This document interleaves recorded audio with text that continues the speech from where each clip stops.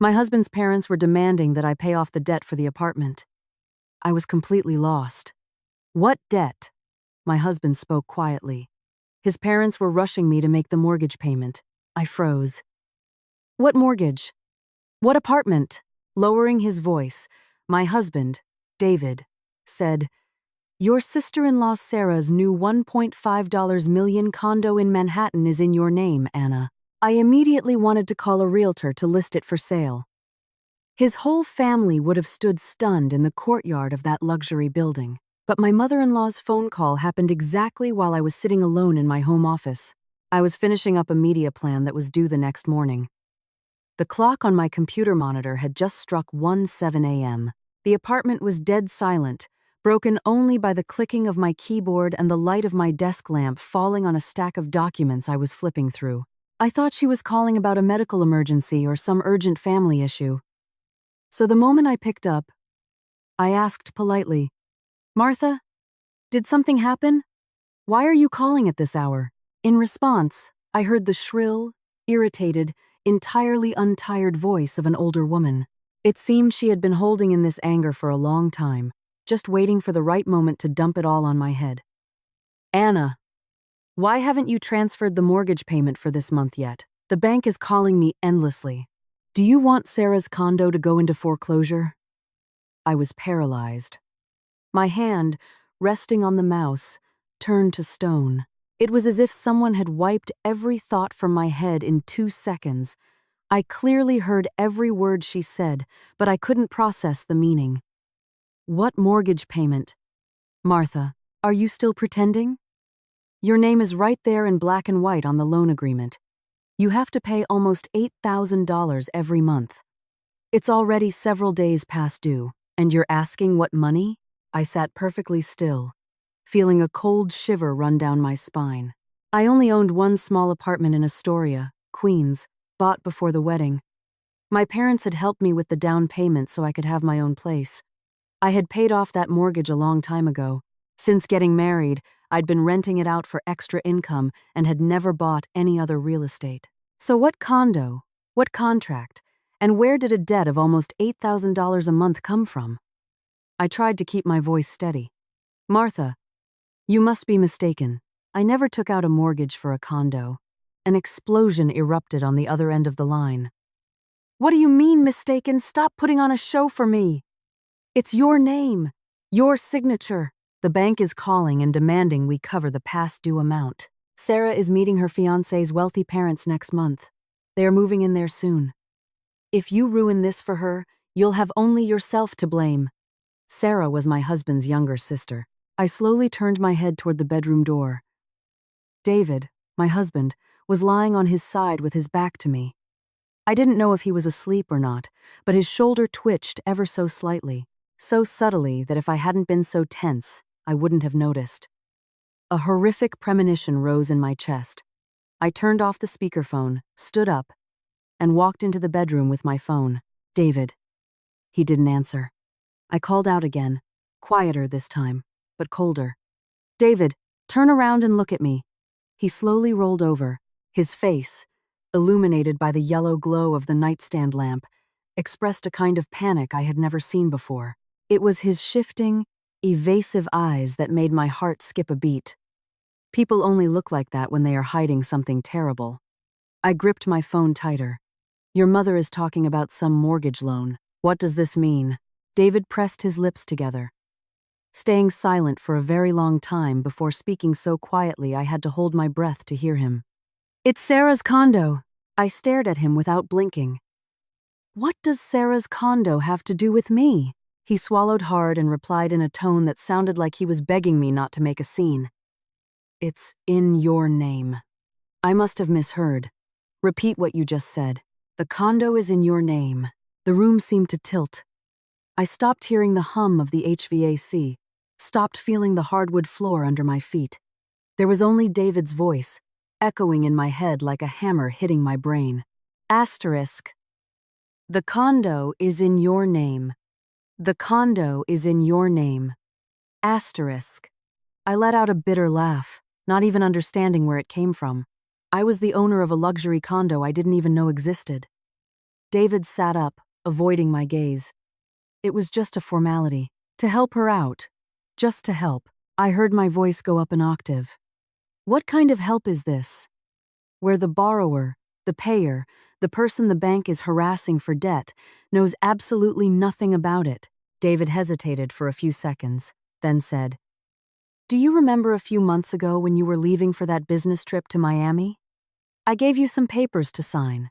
I told you they were documents for your corporate bonus from my company." I went numb. I remembered that day. I was rushing to JFK Airport.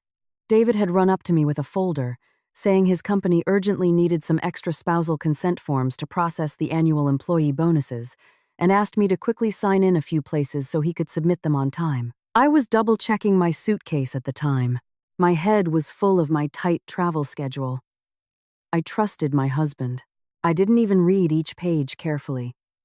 I just signed where he had pre-marked with little sticky flags. Ice-cold terror pierced me from head to toe. I stepped forward and grabbed David by the collar of his t-shirt. "You tricked me into signing a mortgage agreement?" David flinched and grabbed my wrists. A flash of irritation, rather than remorse, crossed his face. "Why are you getting so worked up? It's not like we bought it for strangers. Sarah is getting married. She needs a respectable place to live. My parents said it's hard for a girl with bank debt to marry into a prominent family, so we put it under your name. We're all one family. We help each other out. What's the big deal?" I let go of him and stumbled backward, as if I had touched something disgusting. Asterisk. One family. Asterisk. I had heard those two words for the entire 2 years I had been his wife. Every time my mother-in-law asked me to buy this or that. Every time my sister-in-law borrowed money with no deadline to repay it.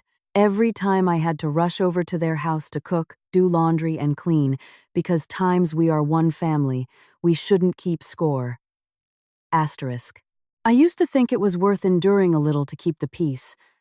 I believed that if I treated them with decency, they would appreciate it. It turned out that in their eyes, my decency wasn't a virtue.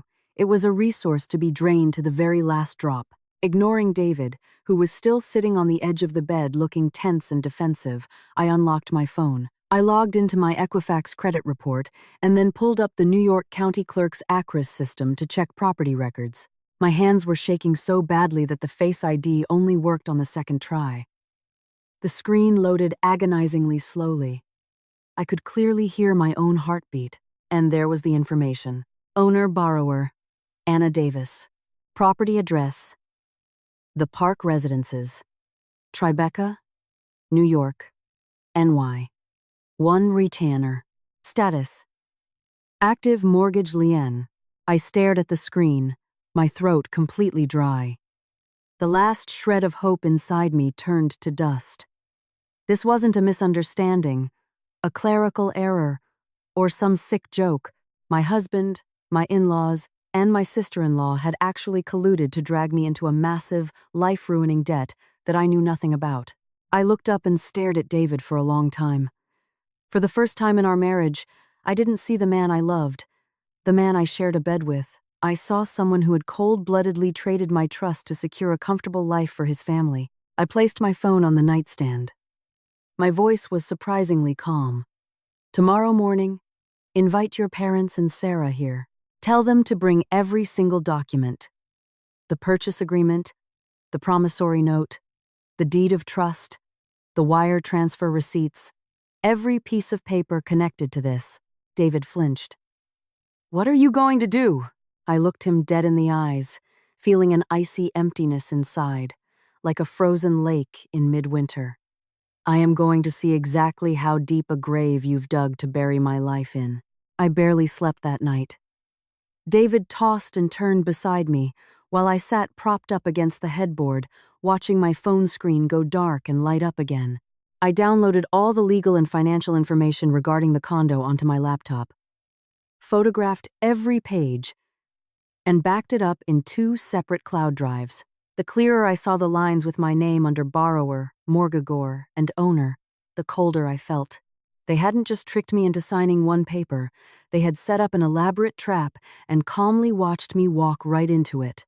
Around dawn, My mom called, noticing I was still online. Are you awake? Hearing her voice, my nose stung, but I held it together. Yeah, just sorting out some work stuff. My mom was silent for a few seconds, as if sensing something was wrong.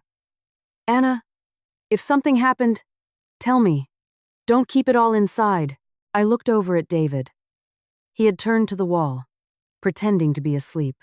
At that moment, one thing became crystal clear. From now on, the person I could trust was not the man lying in the same bed as me. I answered quietly, Okay, Mom, I'll drive out to see you this evening. After saying that, I hung up, explaining nothing and refusing to let myself fall apart. Exactly at 9 a.m., the doorbell rang. David's entire family had arrived. Martha walked in first, her face so stern she looked like a debt collector. Robert, my father-in-law, followed, holding a thick black binder of documents. Sarah wore a cream-colored designer dress and carried a brand-new luxury bag she'd bought last month, but her face was pale and her eyes were red, as if she were the victim here. Not me. I had already set the dining table, but not for breakfast. There were only 4 glasses of water, and a silence stretched as tight as a guitar string. Martha barely sat down before starting in. So, how long do you plan to keep up this circus? Waking your husband up in the middle of the night, forcing the whole family to rush over here first thing in the morning. I pulled out a chair and sat opposite her, placing my phone and tablet in front of me. I didn't call you here to argue. I need to see all the documents, she scoffed. Your father-in-law brought the documents. And what are you going to do with them? The condo is bought. Your sister-in-law is getting married soon. Since it's come to this, just make the payments and don't ruin the family celebration. I looked her straight in the eyes. What family, Martha? What family has the right to take out a $1.5 million mortgage in my name without asking me a single question? Silence fell over the living room. David sat next to me, hands clasped, staring at the floor. Robert slowly placed the binder on the table and began taking out the papers. He tried to speak calmly. Anna, obviously we didn't handle this perfectly, but the goal was singular, to provide Sarah with decent housing before the wedding. Later, when she and her husband are on their feet financially, they'll make the payments themselves. I laughed. The sound was thin and cold. Later? When is that? In a year? 5 years? 10? And during all that time, who is the legal borrower? Who holds the legal liability? Who will the bank harass for past due notices? No one answered. I unlocked my tablet and turned the screen toward them. Here is the promissory note. Here is the deed of trust. Here is the wire transfer confirmation. Here is the title deed. The signatures in the key places are mine. But all the funds after the loan was dispersed went straight to escrow. And Sarah holds the keys. Tell me, do you call this helping with paperwork, or is this mortgage fraud through forged consent? Sarah suddenly burst into tears. You're talking like I scammed you. I'm your sister. I turned to her. It is exactly because you are my sister-in-law that I want to clear this up from the start. Did you know the condo you are moving into was financed under my name? She bit her lip, refusing to answer. Martha slammed her hand on the table. She knew. So what? She didn't know. So what? She is your family. She is getting married. Her fiancé's family demanded she have her own property for the engagement. What's so bad about all of us chipping in to help her? You're a daughter-in-law. Can't you sacrifice a little? I turned to her, enunciating every word. Sacrifice is voluntary. Tricking someone into signing a mortgage is strapping your debt onto someone else's back. Those are 2 very different things. Her eyes bulged. How dare you speak to me like that? I kept my tone perfectly even, though my palms were freezing.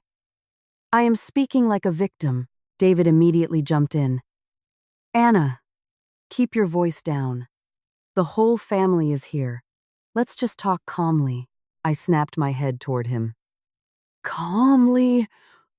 Calmly continue paying your sister's debt? He fell silent.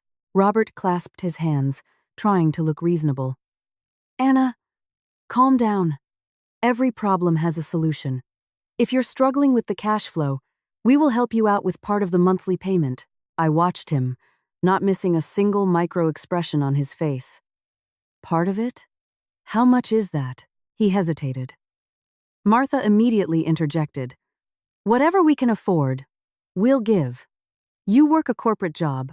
Your salary is high. What's it to you to pay $8,000 a month? I looked at David. Do you agree with that? He remained silent. That silence was the most eloquent answer. I leaned back in my chair. Suddenly, everything became painfully clear. In their eyes, I wasn't a daughter-in-law or a wife. I was just an entity with a stable corporate job, an 800-plus credit score, a signature that was easy to steal, and enough patience to act as their walking ATM. I slowly pulled a different folder from my desk drawer and placed it on the table. These are the documents for my own apartment in Queens. This property is a premarital asset. If you think I'm going to obediently pay off this fraudulent debt, you are dead wrong. Robert frowned. What are you trying to say? I swept my gaze over all of them. My face betrayed zero emotion. I am saying that from today on, every single transaction or discussion regarding this mortgage will be documented in writing, and if necessary, I will involve an attorney. Martha jumped up, her voice breaking into a scream. You dare threaten to sue your husband's family? I stood up to face her. If my husband's entire family colludes to push me into a grave, why wouldn't I dare pull myself out of it? The air in the living room grew thick after my words. Martha stood frozen, her chest heaving with rage. Robert looked at me as if realizing for the first time that I was no longer the compliant wife who only nodded in agreement. David sat motionless, his eyes dark, his lips pressed tightly together. He looked simultaneously lost and frustrated, as if he never expected the woman who always compromised to push things to this extreme. Sarah broke the silence first. She wiped her tears. Her voice was cracking, but she tried to maintain her victimized look. Anna, why overcomplicate everything? I didn't want it to turn out like this. It's just, his family put so much pressure on me. They said I needed my own luxury place before the wedding, or they would look down on me. We thought about it for a long time, and this was the only way we could come up with. Your family. You could have just helped me this one time. What's the big deal? I looked at her in sheer disbelief. Just last night, hearing those words, I might have felt a twinge of guilt, but right now, seeing my name on a multi-million-dollar loan agreement, every ounce of softness inside me evaporated. What's the big deal? I repeated, very quietly. You get to sit in a luxury Tribeca condo, get ready to meet your rich in-laws, plan your wedding, and start your new life. And what about me? I am the debtor. If tomorrow you don't pay, your parents don't pay, and David doesn't pay, whose assets will the bank seize? Whose credit score will be ruined? Who will be taken to court? Me, and after all that. You ask, what's the big deal? Sarah fell silent. Martha immediately stepped forward, shielding her daughter like a mother hen fluffing her feathers. She's your sister-in-law. She has to think about her future. And you? You have a husband. You're fine. You work. You make 6 figures. If you carry a little weight, will it kill you? I whipped around to face her. I don't know who will die, but my reputation, my career, and my financial life almost did. David shot to his feet. Enough, he growled. For the first time all morning, he raised his head and looked me straight in the eyes. Stop talking like we're all criminals. I know we didn't do it the right way, but we all acted for the greater good of the family. You keep bringing up lawyers, the police. Have you thought about the consequences? I looked at him. Not with anger, but with cold astonishment. Consequences? I emphasized the word. You created the consequences, not me, he faltered. I leaned over, gathered all the papers from the table, and neatly placed them back into my folder. This action scared Martha more than my yelling had. Where are you taking those? From this moment on, I am keeping these documents. You can't do that! She lunged toward me, but Robert grabbed her arm, holding her back. He looked at me, his gaze turning gravely serious. "Anna, tell me straight. What do you want?" I picked up the folder and stood tall. "I am taking these documents in for review. If the fact of fraud in the inducement is confirmed, I will retain an attorney, and then I'll decide what to do next." Martha let out a bitter laugh. "Bravo! Aren't you just wonderful? You get a little education, make a little money, and now you treat your husband's family like dirt. You forgot how my husband and I treated you." I picked up my purse and replied slowly. "I didn't forget. I remember perfectly. I remember running a fever of 102 but still cooking dinner because you demanded to host guests. I remember Sarah borrowing money for a new iPhone and David telling me, 'Come on, she's family.' I remember giving you cash gifts and you saying that's what a good daughter-in-law is supposed to do. I remember everything, and it's exactly because I remember everything that my eyes are finally open today." Saying this, I turned and walked toward the door. David grabbed my wrist.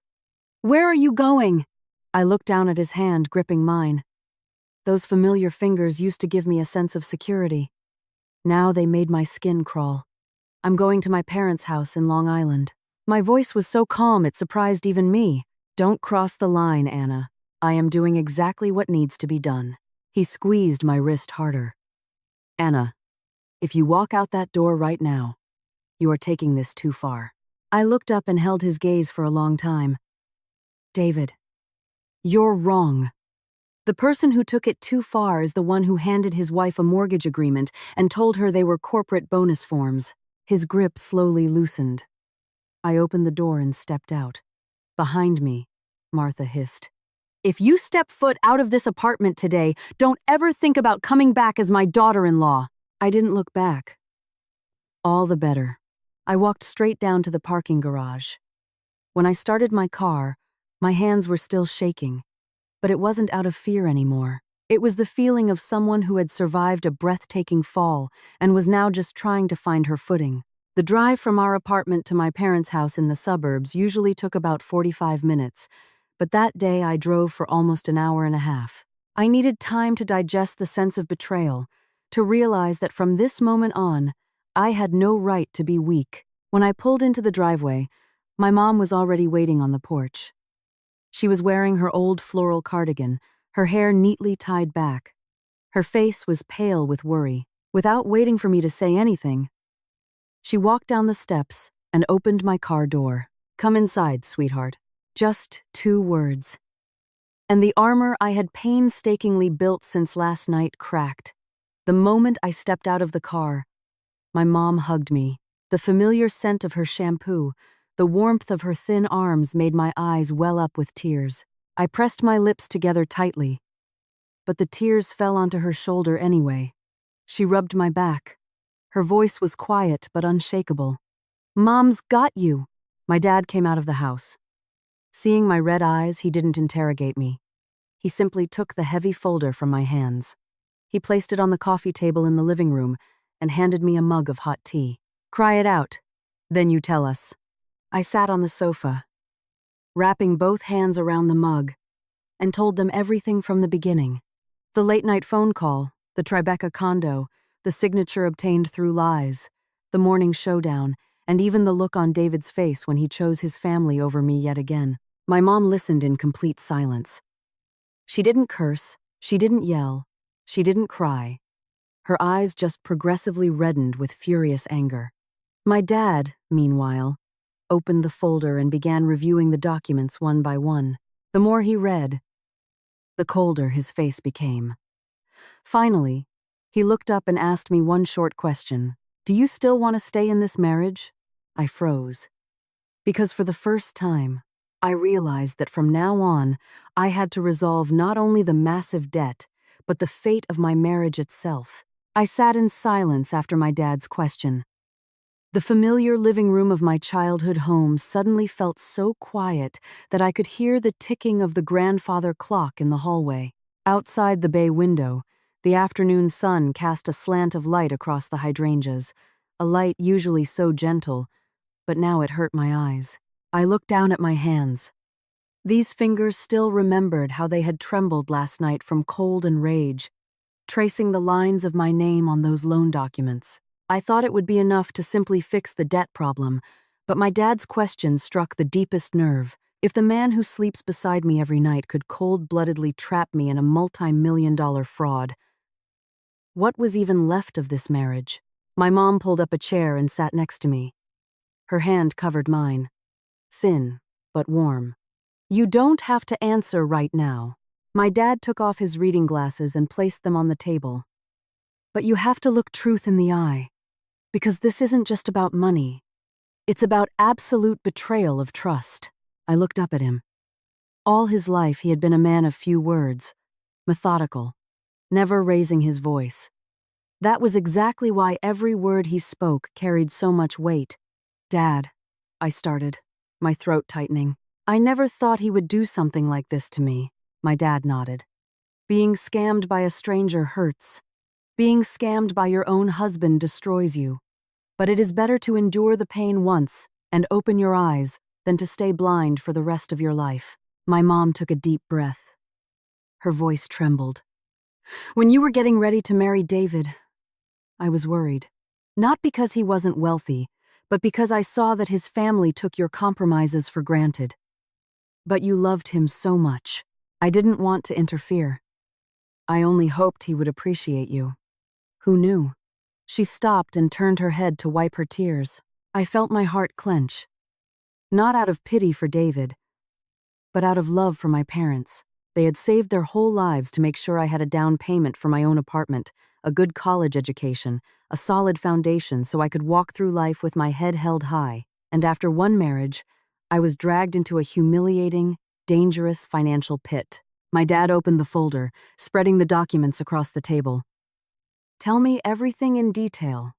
Chronologically, I took a deep breath, forced myself to calm down, and began to recount it all. From the moment David handed me the papers while I was rushing to Miami, to the late-night call from Martha, to the morning confrontation, I repeated Martha's words that I should sacrifice a little.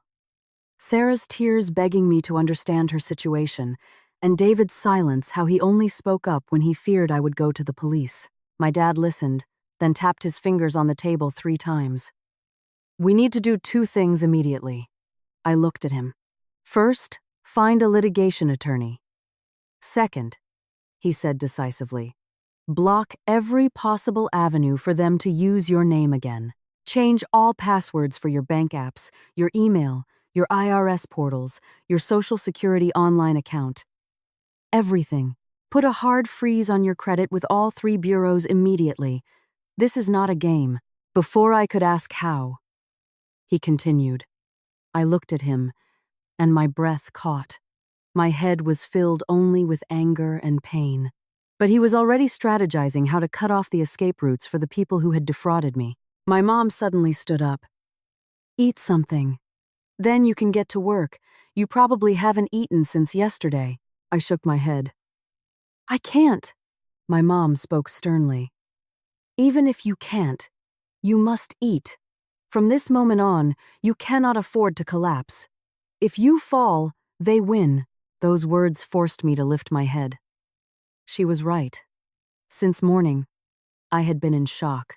But if I drowned in my emotions, they would be the ones to profit.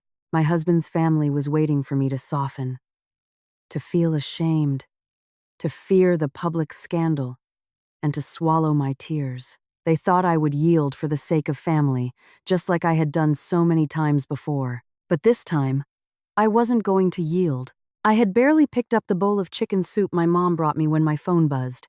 It was David calling. The screen lit up with a name that used to comfort me during long business trips. Now, looking at it, I felt nothing but ice. I answered, "Anna." His voice was hoarse. Clearly, the last few hours hadn't been easy for him either. "Where are you?" "At my parents'." He paused for a few seconds. "Come back to the city. Let's talk." I let out a bitter laugh. "What do you want to talk about?"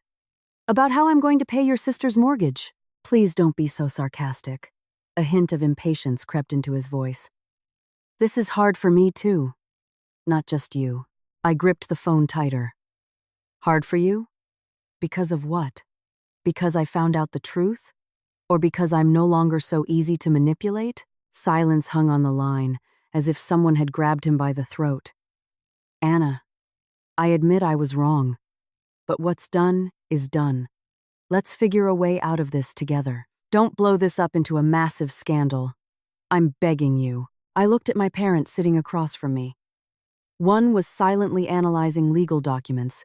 The other was suppressing her anger to cook me a hot meal. Two families. One tried to protect me. The other tried to use me as a human shield for their own interests. My voice became slow and frosty.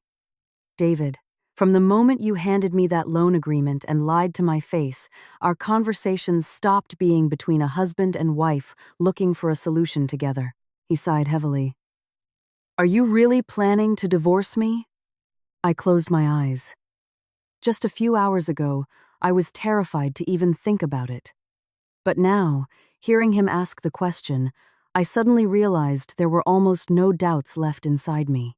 I'm not talking about divorce right now, I replied. The very first thing I am going to do is protect myself. With that, I hung up.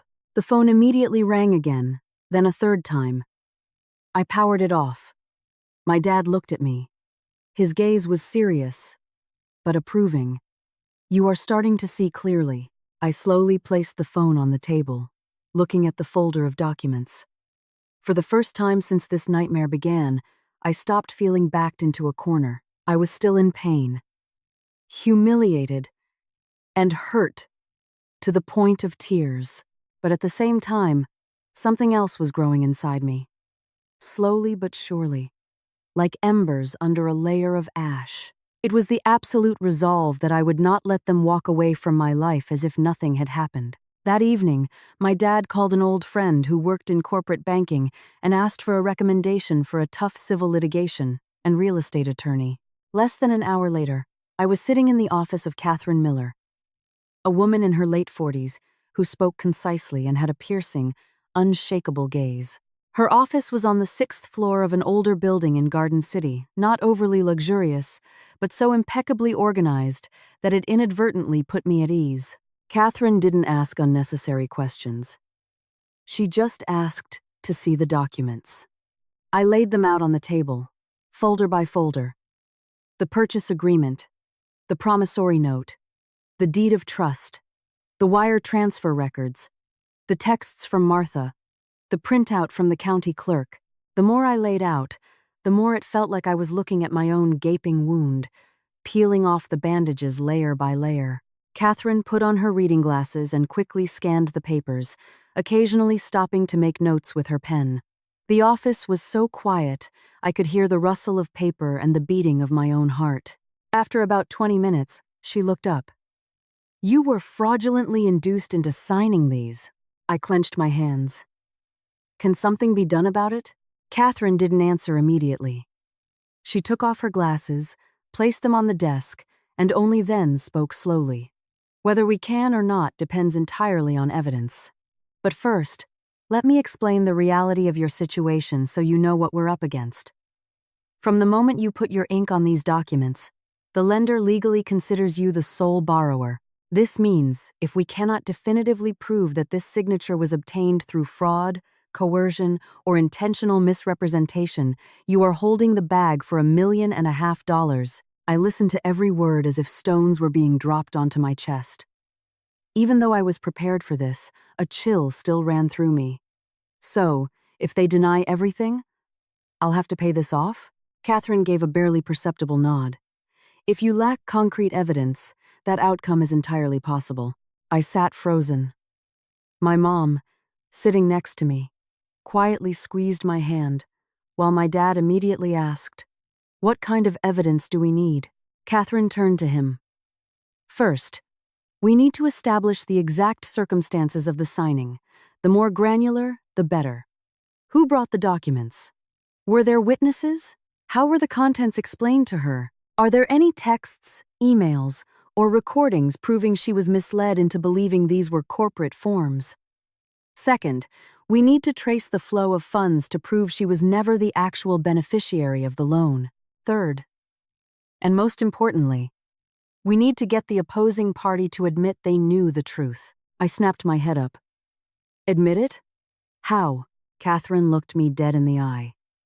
In their own words, via text messages, emails, or on a recording. I fell silent for a few seconds. My mind immediately flashed to David's panicked face last night, Martha's impatience this morning, Sarah's shifting eyes when I asked if she knew the condo was in my name. If I played it smart, it wasn't guaranteed they could keep their mouths shut. Catherine seemed to read my thoughts. But you must remember this. Do not act on emotion. From this moment on, every phone call, every text, every face-to-face meeting must have a clear, tactical purpose. You are not arguing to vent your feelings. You are exclusively gathering intel. I nodded. I understand. She leaned back in her chair and continued. And one more crucial thing. You need to be mentally prepared for the fact that if this goes the distance, your marriage is almost certainly unsalvageable. I laughed bitterly. Do you think there's anything left to salvage? Catherine didn't smile. I don't care whether it can be salvaged or not. I am simply reminding you so you don't blame yourself later. The person who pushed this marriage off a cliff was not you. That sentence acted like a pair of scissors, cutting the very last thread, still tying me down. Since morning, somewhere deep in my soul, I was still blaming myself, thinking that if I had been firmer, smarter, more vigilant, this wouldn't have happened. But she was right. The one who destroyed the trust wasn't me. After almost an hour of consultation, Catherine drew up a list of 3 urgent tasks for the day. First, send a formal request to the bank for certified copies of the entire loan origination file and simultaneously file a notice of dispute regarding the mortgage. Second, scrub the history of texts, emails, and call logs with David and his family during the window when the condo was purchased. Third, freeze all personal assets and absolutely refuse to authorize any new transactions under pressure from the in-laws. Before I left, Catherine gave me one last look and said, I will tell you this. In cases like this, the most dangerous moment is not when your opponent is screaming at you. It's when they start crying, apologizing, bringing up old memories, and playing on your empathy to make you soften. If you soften, you lose. I looked at her and nodded quietly. I will remember, but life, as always, gives no time to prepare. I had barely stepped out of the lawyer's office and turned my phone back on when it rang. It was Sarah. I stared at the screen for a few seconds, then answered. On the other end of the line, there was muffled crying. Anna, I am begging you. Please don't blow this up. My fiancé's family has already heard whispers about debt. They're pressing me. If you make a massive scandal out of this right now. My wedding is over. I stood in the hallway, listening to the wind howling through the stairwell, feeling a strange sense of calm. What exactly do you want me to do? She sobbed louder. Just give me a little time.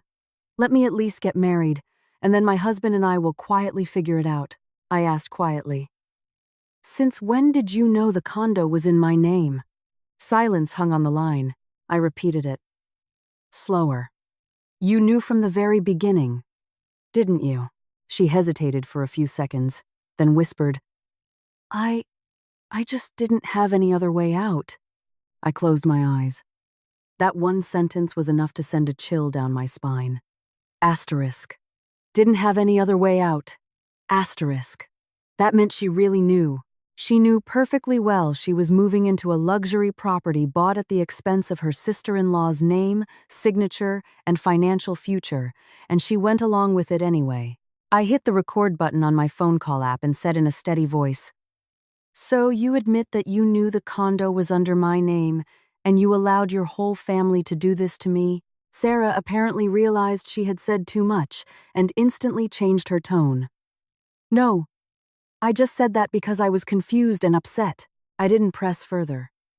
I just hung up. My hand holding the phone was shaking, but this time not from fear. It was the feeling of someone who, in pitch darkness, had finally grasped the first thread of a lifeline. I turned to my parents waiting at the end of the hall. My dad asked. Well, I took a deep breath. I just got something very valuable. And in that moment, I realized my counterattack wasn't just a concept anymore. It had officially begun. That night, I didn't go back to the apartment I shared with my husband. I stayed at my parents' house. My old bedroom looked exactly the same. The bookshelf against the wall, the cream-colored curtains my mom had put up for Christmas. On the desk sat a little potted succulent my dad watered every week. Everything was so familiar it made my breath catch. Just 2 years ago, I had moved out of this room with the naive faith of a young woman stepping into a happy marriage, believing I would have someone to lean on, a place I could truly call family. And now, I was back, clutching a binder of fraudulent debt and a heart ripped apart by betrayal. My mom put fresh sheets on the bed and told me to get a good night's sleep. The business could wait until tomorrow. I nodded. But the moment I turned off the light and lay down, my phone started buzzing relentlessly. It was David calling, then Martha, then Sarah texting, and finally Robert called.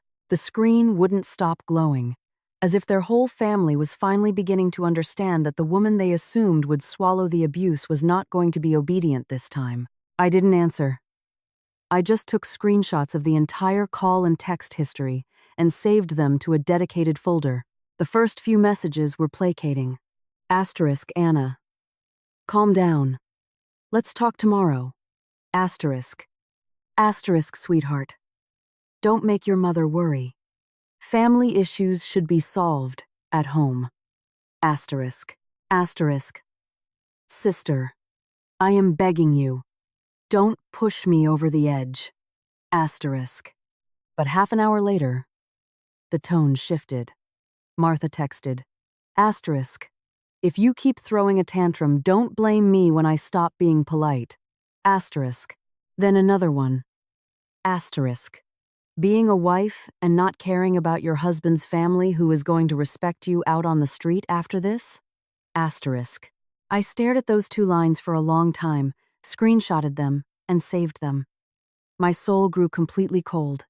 Just as the lawyer had warned, when they are scared, they show their true colors. First persuasion. And if that fails, threats. They didn't feel guilty. They were just terrified I wouldn't keep my mouth shut. Around 10 p.m., David sent a long text. Asterisk. I know you're angry, but try to understand. I was caught between a rock and a hard place. On one side, my parents. On the other, my wife. It was incredibly hard for me. Slipping you those papers was my fault, but I didn't mean to hurt you. I honestly thought we would all handle it together later. And now you're blowing this into a scandal. And honestly, you're embarrassing us both. Think about this with a clear head. Asterisk. I read it and laughed out loud. Very quietly, but so bitterly it made me shiver. It had come to this, and he still prioritized embarrassment over the fact that I had been drafted into massive debt. He still thought this was just a family spat that could be smoothed over with a few sweet words. He completely failed to grasp or pretended not to that it wasn't just my feelings that were destroyed, but the very foundation of our marriage. I didn't reply to him. I forwarded all the messages to Catherine. Less than 10 minutes later, she called me. Reread your husband's message carefully. I opened it. She spoke slowly. He admits that slipping you those papers was his fault. This sentence is legal gold. If you reply, do not argue. Ask clarifying questions. I sat up fast. What kind of questions, Catherine? For example. But you knew I wasn't informed that this was a mortgage agreement for Sarah's condo, right? Or, when you handed me the papers, you told me they were corporate bonus forms. Correct? The more they confirm in writing, the tighter the noose. I instantly understood. This was no longer an emotional dialogue. Every text message could now become a link in the chain of evidence. I picked up my phone and slowly typed. Asterisk. You say it's your fault for slipping me the papers? So please confirm. When you handed me those documents, you told me they were your corporate bonus forms, and you didn't say a single word about it being a mortgage for Sarah's condo. Correct? Asterisk. Message sent. My heart pounded wildly. 2 minutes. 5. 10. David didn't answer. I set the phone down, but less than a minute later, he called. I looked at the screen and declined the call. Immediately, he texted, Asterisk. Let's talk about this in person. Asterisk. I took a screenshot and sent it to Catherine. She replied very quickly, Asterisk. He's dodging. That shows he realizes the legal gravity of what he did. Hold the line. Don't rush. Asterisk. I had barely put the phone down when a loud screech of tires sounded out in the street, followed by the slamming of car doors. Then, my mother-in-law's booming voice echoed from the end of the driveway. I froze. My mom ran out of her bedroom, and my dad immediately headed downstairs. What are you doing here at this hour? It was my dad's voice, quiet but hard as steel. Martha didn't lower her volume one bit. I came to get my daughter-in-laws. Are you the ones egging her on to rebel? I stood up and quickly walked out onto the second-floor balcony. Under the glow of the street lamp, Martha stood near the edge of our lawn, hands on her hips. David and Sarah were behind her. Neighbors on both sides had cracked their doors open and were peeking out. She had specifically chosen this time of night. She was purposely being loud. She was turning it into a spectacle to shame me into coming outside. My mom stepped out and stood next to my dad. Please speak respectfully, Martha scoffed. Respectfully? Your daughter is planning to drag her husband's family to court, and you demand respect? Let me tell you something. She is my son's wife. She is a daughter in my house. If there's a problem, she needs to fix it over there. I gripped the balcony railing. For all these years, whenever Martha raised her voice, I automatically felt half guilty.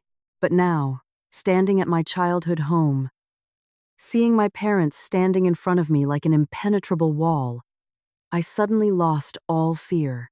I walked down the stairs and stepped out onto the porch. The moment David saw me, he stepped forward. Anna, let's go home. I stopped a few feet away from him. Why? To talk? I am talking right now. Martha jabbed a finger in my direction. Did your parents brainwash you? You were never this insolent before. I looked at her. My voice was calm to the point of freezing. No one brainwashed me. I just couldn't see the truth before. Sarah suddenly burst into tears. Anna, I'm begging you. I'll get on my knees right now. Just don't do this. Hearing that, my heart wavered for a fraction of a second. But before I could soften, I saw her, while crying, shoot a quick glance toward the neighbors' houses. She wasn't crying out of remorse. She was playing to the audience. I looked her dead in the eye. If you actually felt guilty, you wouldn't be standing here trying to force me to come back and swallow this. The air in the driveway went dead. David's face darkened. Martha ground her teeth. And I, for the first time, stood before the three of them and did not feel inferior, because I clearly understood one thing. From this moment on, the loser is the one who has the most to lose. The front yard of my parents' house was brightly lit by the porch light, but even brighter were the curious stares from the cracked doors of the neighboring houses. I knew Martha had timed this perfectly to exert pressure. She wanted me to fear the gossip, the shame, the neighborhood whispers. So I wouldn't surrender. It was her standard playbook. Make a scene, put her opponent in an embarrassing position, and watch them retreat. But this time, I wasn't retreating. David took another step closer, trying to lower his voice. Anna, don't make this uglier than it has to be. I looked at him. When exactly did it get ugly? Was it when I refused to carry $1 million debt for your family? Or was it when the neighbors found out your family committed mortgage fraud against your own wife? His face turned to stone. I could clearly see him wince, the pained expression of a man who never expected his wife to air out dirty laundry in front of strangers. Martha charged forward. Watch your mouth. Who committed fraud? You signed it yourself, and now you're blaming your husband's family. My dad stepped squarely in front of me. His voice wasn't loud, but it was firm as iron. Whatever you have to say, you will say it properly. This is my property. Do not dare point your finger at my daughter, Martha sneered. What a great job you did, raising a daughter. Letting her talk back to her mother-in-law like that. That's when my mom spoke up. She rarely got into arguments, but when it came to her child, her voice turned shockingly cold. I taught my daughter not to strap her debts onto other people's backs. That single sentence silenced the entire yard for a few seconds. I saw Sarah's face drain of color. David turned to his mother, clearly wishing she would just shut up. But she doubled down. So what? What family doesn't help each other out? She married into our family. Helping her husband's family is her duty. I laughed, this time not holding back. Helping, I repeated, looking her right in the eyes. Helping is when I know about it and agree to it. Hiding it from me? Tricking me into signing a banknote and then demanding I pay for it? That is not helping. Can we just stop? David barked. I turned to him, my gaze devoid of any warmth. Are you afraid I'm going to tell the truth? He went silent. Sarah stepped up, her eyes red, her voice trembling. Anna, please. I'm guilty. Okay? But you know my mom's personality. She's always hot-headed. Don't take it to heart. I will find a way to pay you back. I stared at her for a long time. Even a couple of days ago, I might have believed that pay you back. But now, I saw only one thing. This woman knew from day one that she was building her dream life on the foundation of my forced sacrifice, and only when I fought back did she try playing nice. How exactly are you going to pay me back? I asked. Are you going to remove the $1 million lien from my name? Are you going to restore my pristine credit history? Are you going to give me back the trust I had in my husband? Sarah's lips quivered, tears streaming down her face, but I felt absolutely zero pity. From the edge of the property, I heard the faint whispering of neighbors. I couldn't make out the words, but I knew the story was already spreading. Martha obviously realized this too. Out of sheer spite, she raised her voice even louder. I'll tell you this. If you sue us, you'll never live in peace. Husband and wife dragging each other through the courts, people will laugh you out of town. I looked at her and replied slowly. Who they'll laugh at remains to be seen. But the person terrified of being laughed at right now clearly isn't me. Her face contorted. David stepped forward, his tone turning harsh. Anna, that's enough. No, it's not enough. I cut him off. Tonight, your whole family drove all the way out here to make a scene. What did you want? To force me to come back, hoping my parents would get embarrassed and tell me to suck it up? Hoping the neighbors would stare? I'd feel ashamed, and I'd drop the lawyer talk? No one answered, but that silence spoke louder than any excuse. I took a deep breath and spoke with absolute clarity. I will say this once so there is no confusion. I am not going back there tonight, and I will not speak to any of you privately without a record.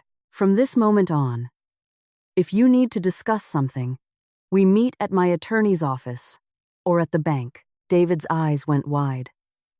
Are you out of your mind? I looked at him. No, I just finally woke up. The second I said that, Martha turned to my parents. Her tone shifted back to its usual venomous sneer. Go ahead, spoil her, enable her. Let's see who will marry her after this, a divorced woman with that kind of baggage. My chest tightened not out of pain, but out of absolute disgust. Even in a moment like this, the only thing in her head was the archaic idea that a woman's worth is tied to her marital status and her willingness to swallow abuse. But before I could say a word, my mom stepped forward. My daughter doesn't need someone to marry her in order to survive. Her voice was quiet, but sharp as a scalpel. She has an education. She has a career. She has parents. She does not need to sell her soul for the status of a married woman. I turned to look at my mom, my breath catching in my throat. I couldn't remember when I had gotten so used to carrying everything on my own shoulders, telling myself I needed to endure, to compromise, to keep the peace. And only tonight, hearing my mom's words, did I realize I had always had a fortress behind me. My dad walked to the edge of the driveway and pointed down the street. It's late. I am asking you to leave. Martha opened her mouth to argue, but my dad cut her off. If you continue causing a disturbance on my property, I am calling the police. You are trespassing. That finally made them retreat. David looked at me one last time. His eyes were a mix of rage and utter powerlessness. Sarah, keeping her head down, pulled her mother toward their SUV. Robert, who had remained mostly silent in the background, threw a long, piercing look at me before he got into the driver's seat. There was no superiority in his gaze anymore. It was a mix of anxiety, calculation, and even fear. When their taillights disappeared down the street, my legs suddenly gave out. My mom caught me by the shoulder, while my dad walked back and firmly locked the front door. I sat on the wooden bench on the porch, tilting my head back toward the dark night sky. A storm of conflicting emotions raged in my chest. Pain, resentment, humiliation, anger. But amidst all of it was one very clear sensation. Something I hadn't felt in the 2 years of my marriage. I had forced them to retreat. Maybe just one step, but if they stepped back once, I was never going back to where I was. That night, before I finally fell asleep, I received a text from an unknown number. Asterisk. Do you think you've beaten our family? Not a chance. Asterisk. I stared at the words for a long time, took a screenshot, and saved it. Instead of panicking, I felt a cold chill run down my spine, because I knew when the threats start, it means I've hit them where it hurts the most. I woke up very early the next morning. I had slept in fits and starts all night. Every time I closed my eyes, the faces of my husband's family flashed before me. The screaming mother-in-law, the crying sister-in-law, the angry, terrified husband, and the father-in-law who didn't yell, but whose calculated gaze scared me the most. That was the look of a man calculating how to wriggle out of this with minimal losses. I sat up and pulled back the curtains. The early morning sun flooded the room with gentle, quiet light. Down in the yard, my mom was watering her plants. My dad was already sitting at the patio table, reading the paper. At my parents' house, everything was exactly as it always had been. Only I wasn't the same. I hadn't turned my phone back on, but the screen was clogged with push notifications. From David, from Martha, from some aunt on his side, even from a cousin I'd met maybe twice at funerals. They were all advising me not to go too far. Asterisk. Family issues should be resolved at home. Asterisk. Asterisk. A woman's strength is in her patience. Asterisk. I read every single message and replied to none. The more I read, the clearer their tactic became. Use the mob to make me feel guilty. But if I was truly the guilty one, why were they panicking so much? After breakfast, my dad and I drove to the bank branch. Catherine had briefed me in advance, so I had all my IDs and forms ready to request certified copies of the entire mortgage file. Sitting in the waiting area, I watched people going about their business and felt a bitter urge to laugh. Just a few days ago, I was one of them. A corporate employee, meetings in the morning, commuting home in the evening, confident that my life, though not glamorous, was on the right track. And then, after one late-night phone call, I was dragged into a massive crater, pushed in by my own husband. The bank officer assisting me was a woman in her 30s. She spoke softly but very cautiously. After verifying my information in the system, she brought out a file that was much thicker than I expected. Looking at that stack of paper, I felt a crushing weight on my chest. My name, my signatures, copies of my driver's license and passport. It was all there. Neat, legal, and terrifyingly flawless. I flipped through page after page. Income verification. W. 2S David had access to. The loan application, the promissory note, the appraisal report, even a detailed amortization schedule stretching 30 years into the future. The more I looked, the colder I got. They hadn't just casually lied to get me to sign something. They had meticulously prepared an entire loan origination package, waited for the exact moment I was distracted and vulnerable, and shoved a pen in my hand. I stopped at the photocopy of my ID. In the bottom right corner of the page, there was a tiny blue sticky arrow, exactly the kind David always used to mark signature lines for his work. My throat went dry. I asked the bank officer who had accompanied me during the document processing. She checked the system and replied, "According to the file notes, the primary point of contact was your husband. Other family members were present during a few meetings, but we don't log those details extensively." I nodded. That one sentence was enough. David wasn't on the sidelines. He had been an active conspirator from day one. Walking out of the bank, my dad looked at me for a long time and asked, "Did you still have hope that he didn't know as much as you thought?" I shook my head. Not anymore. My voice was very quiet, but I knew that at that moment, the last flickering ember in my heart for David had died out. As soon as we got home, I scanned all the documents and emailed them to Catherine. She called back later that afternoon. "There's one critical detail here," she said. "This loan package was put together much more thoroughly than I initially suspected. This proves it wasn't a spontaneous act, which means they planned everything out well in advance." "Highly likely," I said. "Do you remember the exact day you signed the papers?" she asked. I closed my eyes, trying to recall. It was when I was heading to Miami for that 2-day conference. A Thursday. Mid-October. "Good. Now you need to do one more thing." "What?" "Pull the security camera footage. The lobby of your building. The elevator. The hallway. Anywhere that might show your husband rushing you with those documents. If the building management still has the archives, we need them." I froze.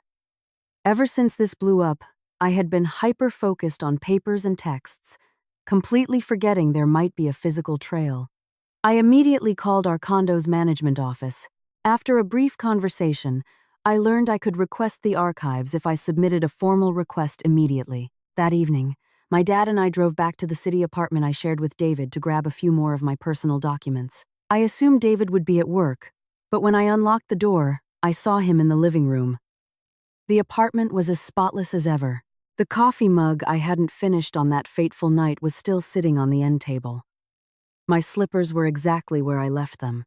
But the feeling of home was gone. Standing in the foyer, the place felt foreign to me. David looked up. He had dark circles under his eyes and a heavy stubble. Clearly, he hadn't slept either. He jumped up. "You're finally back!" "I'm not back," I replied. "I came to get my things." My dad stood silently behind me, but his presence forced David to lower his tone. "Anna, let's just talk for a minute." I walked straight into the bedroom, opened the closet, and pulled out my lockbox with my passport, my savings bonds, and the deed to my queen's apartment. As I was packing, David leaned against the doorframe. "I know you're mad. But why drag your parents into this?" I stopped and turned to him. "Are my parents dragging themselves into this, or are they doing what you were supposed to do?" He froze. I stepped closer, lowering my voice. "Answer me honestly. Did you know from the very beginning that those were mortgage documents for Sarah's condo?" David looked away. "Anna, what's the point of asking that now?" "There is a point. I want to hear the truth from your mouth." He stayed silent for a long time. I thought he was going to dodge the question again. But then, whether out of sheer exhaustion or a desperate hope that I still had a drop of sympathy left, he blurted it out. I knew. I felt my heart skip a beat. "You knew? And you still told me they were corporate bonus forms?" He clenched his fists. "If I told you the truth, you wouldn't have signed them." "Exactly," I said, my voice turning to ice. "Because it was a despicable thing to do." He threw his head back in frustration. "Can you stop making everything black and white? I just wanted to help my sister." I stared at him, and the pain in my chest receded, replaced by a terrifyingly cold calm. The man in front of me had just confessed that he knew everything. He knew, and he did it anyway. I slowly pulled my phone out of my pocket and stopped the voice recorder app I had quietly turned on. Then I looked at him, enunciating every single word. "From this moment on, do not call this helping," because the moment the truth came out of his own mouth, I knew I held the weapon that would completely obliterate the one big happy family facade they used to mask their depravity. That same evening, I emailed the audio file to Catherine. Less than 10 minutes later, she called me. Her voice was steady as always, but it carried an edge that made my heart race. "This recording is highly actionable." I sat up straight on my childhood bed. "Is it strong enough evidence?" "It's strong enough to exert immense leverage," she replied. "It's not a formal legal confession under oath, but it establishes two massive points. Your husband knew it was a mortgage agreement for his sister's property, and he admits that if he told you the truth, you wouldn't have signed. This perfectly anchors our argument for fraud in the inducement. Your consent was explicitly falsified by his misrepresentation." I gripped my phone tighter. For days, I felt like I had been wading through freezing water, every step uncertain. Only now did I finally feel solid ground under my feet. Catherine continued. "Now, we flipped the script. We are no longer playing defense. We are calling them to the table." The next morning, she sent a formal demand letter to David, his parents, and Sarah. The contents were brutally clear. Asterisk. Based on the documented evidence, there is substantial cause to pursue claims of fraud in the inducement regarding the execution of the mortgage and deed for the Tribeca property currently occupied by Sarah Davis. The involved parties must appear at this office for a formal settlement conference and be prepared for civil litigation and potential referrals to law enforcement if an acceptable resolution is not reached. Asterisk. Reading the draft of that letter, I felt both chilled and relieved. Chilled because I knew we had crossed the point of no return. Relieved because I no longer had to face a manipulative family alone. By evening, David was calling me nonstop. I ignored every call. He switched to texting. Asterisk. Are you serious? Are you really going to push it this far? My parents are in shock. Asterisk. I stared at those 3 sentences, then slowly typed back. Asterisk. I am the one who should be in shock. Asterisk. I hit send and locked my screen.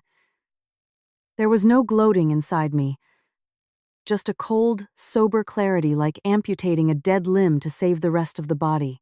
The meeting was scheduled for 10 a.m. the next day. I arrived with my parents and Catherine. The small conference room at the end of the hall wasn't huge, but it felt secure. On the table sat a pitcher of water, a digital voice recorder, legal pads, and a stack of manila folders meticulously organized by Catherine. The way she had arranged the room sent a clear message. This was not a place where tears or guilt trips would work. This was a place where things would be called by their real names. The husband's family was 15 minutes late. Martha walked in first. Her face was tightly drawn. Seeing me, she let out a cold huff. Robert followed, looking more grim than usual. Sarah wore large designer sunglasses, but they couldn't hide her puffy eyes. David was the last to walk in. He was wearing the exact same dress shirt I had bought him for his birthday last year. Watching him sit down across from me, I felt a wave of bitter irony.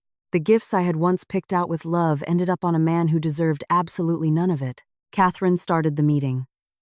"We are here today to address a specific issue. My client, Anna Davis, asserts she was fraudulently induced into signing a mortgage agreement and assuming liability for a property that is de facto owned and occupied by Sarah Davis.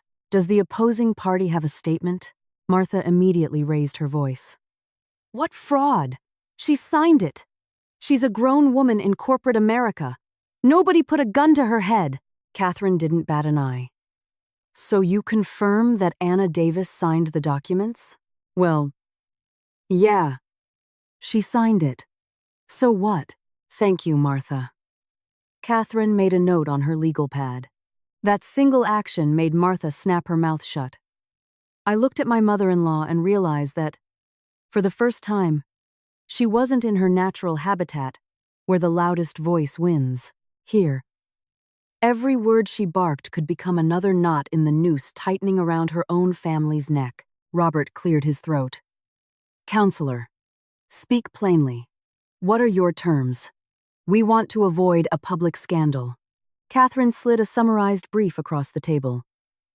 This is a summary of our position. At this moment, my client possesses the following evidence. First, the mortgage is in Anna's name, but the exclusive beneficiary of the property is a third party. Second, we have text messages and verbal testimonies confirming the true nature of the documents was concealed from her. Third, we possess audio recordings confirming that her husband was aware of the documents' contents, but presented them under the false pretense of corporate forms. David's face went chalk white. Martha whipped her head toward him. "What the hell did you say to her?" David sat frozen, unable to answer. Sarah suddenly pulled off her sunglasses, her voice cracked. "Anna, are you really trying to back our whole family into a corner?" I looked at her. I was backed into a corner first. Robert placed both hands flat on the table, losing his stoic demeanor for the first time. "What do you want?" I didn't answer immediately. I looked at each of them. The mother-in-law who treated me like the hired help.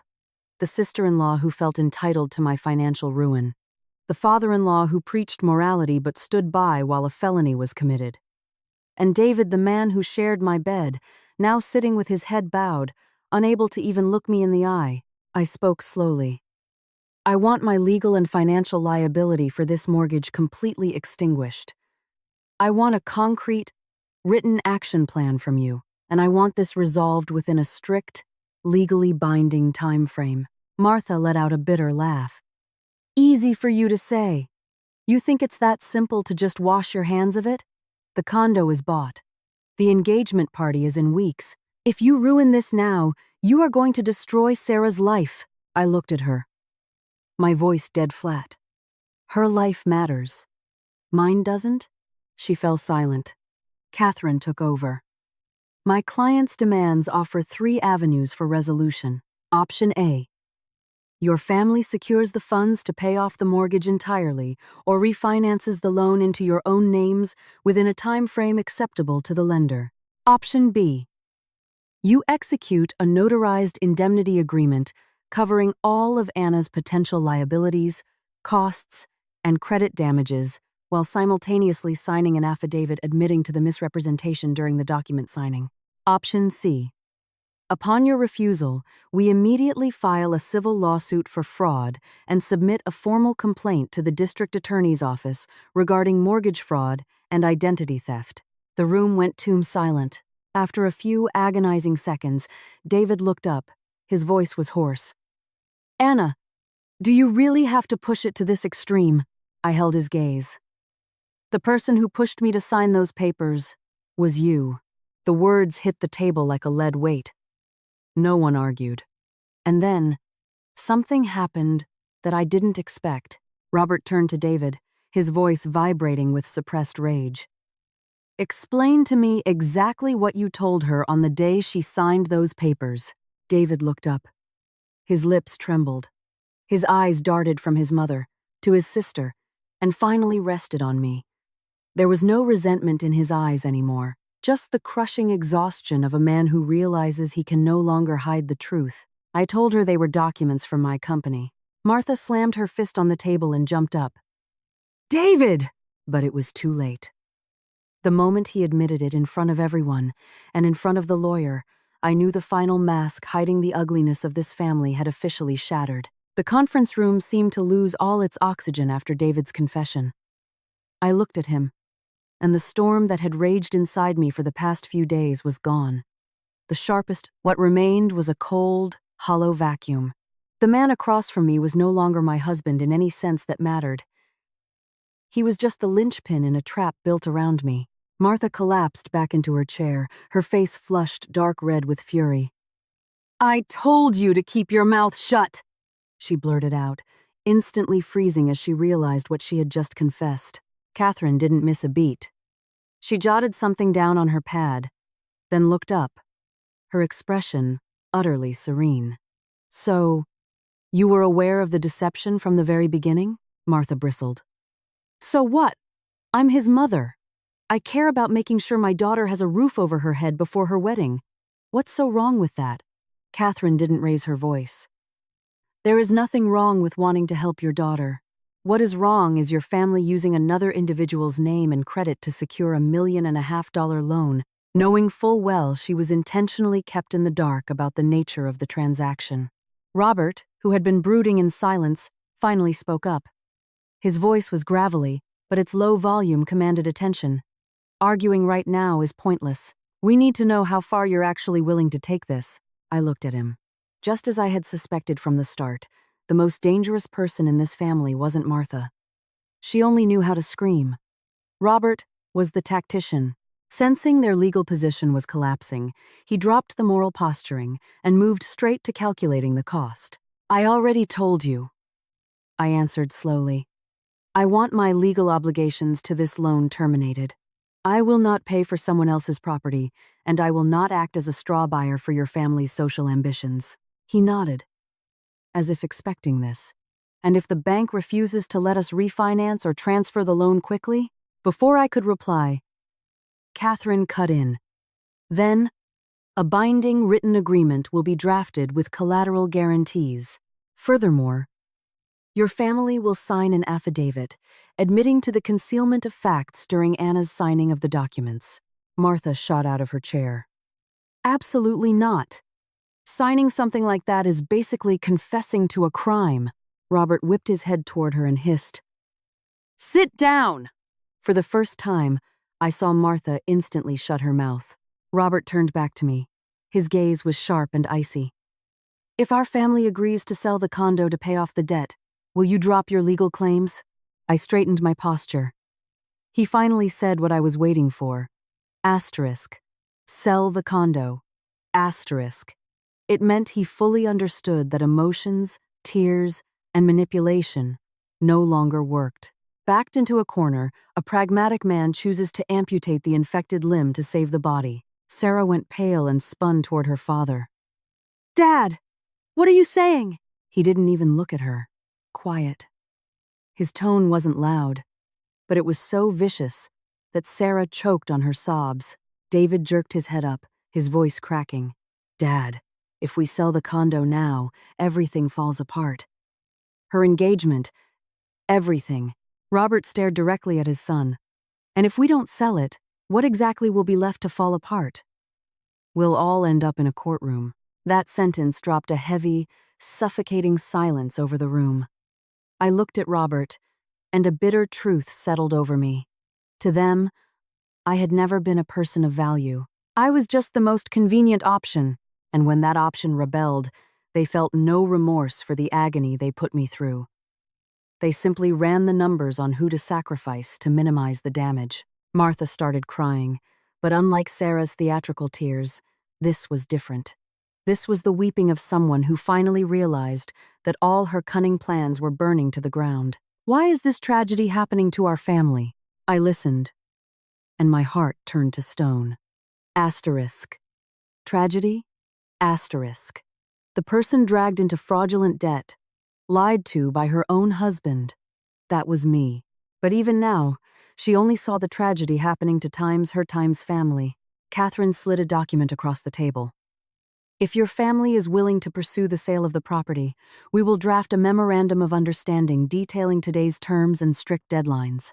During this period, Anna will pause further legal action, contingent upon your absolute cooperation and 0 attempts at harassment, intimidation, or asset hiding. Robert picked up the paper and read it slowly. I stared at his hands and saw his knuckles turn white. Finally, he set it down. "Give us 3 days!" Catherine replied instantly. 2 days, he frowned. "You are squeezing us too tight." She remained impassive. "No one is squeezing you as tightly as your family squeezed my client when you tricked her into signing those loan documents." He paused for a few seconds, then nodded. "Fine. 2 days." I looked at David. Since his father brought up selling the condo, he looked entirely deflated. His shoulders sagged, his eyes were bloodshot. But I felt no pity. You can't sympathize with someone who used his own hands to push you off a cliff. The meeting concluded with the signing of the preliminary MOU. As everyone stood up, Sarah suddenly marched over to me. Her eyes were bloodshot, her voice shaking with rage. "Are you happy now?" Because of you, I lose my home. I stood completely still, looking right through her. No, I said. That condo was never yours to begin with. She fell silent, her lips trembling. David pulled her away by the arm, and Martha only managed to shoot me a look of pure, unadulterated hatred before Robert marched her out the door. When the door clicked shut behind them, I finally let out a long, shuddering breath. My parents sat quietly beside me. Catherine gathered the files and looked over at me. How are you holding up? I looked at the MOU on the table. The 8-hour deadline, the still wet ink of their signatures, and answered quietly, I think they are finally, truly scared. But the moment I said that, my phone buzzed on the table. A text from an unknown number. Asterisk. If you force the sale, watch your back. Asterisk. Watch your back. I stared at the screen, and a slow chill crept down my spine. I knew that when people realize all their escape routes are blocked, they stop begging, they escalate, and they might take far more desperate measures than I anticipated. I didn't immediately tell my parents about the text. Not to hide it, but because I needed to keep a clear head to avoid plunging us into another panic. I quietly took a screenshot, forwarded it to Catherine, and moved it to my evidence folder. When I looked up, Catherine had noticed the shift in my expression. Something happened. I handed her the phone. She read it, and her demeanor instantly went ice cold. Do not go anywhere, alone for the next few days. My mom, hearing this, immediately turned. What kind of message? I didn't hide it. I showed her the screen. Reading it, my mom gripped her phone so tightly her knuckles turned white. My dad didn't ask questions. He just gave a short, absolute command. From now on, wherever you go, you tell me first.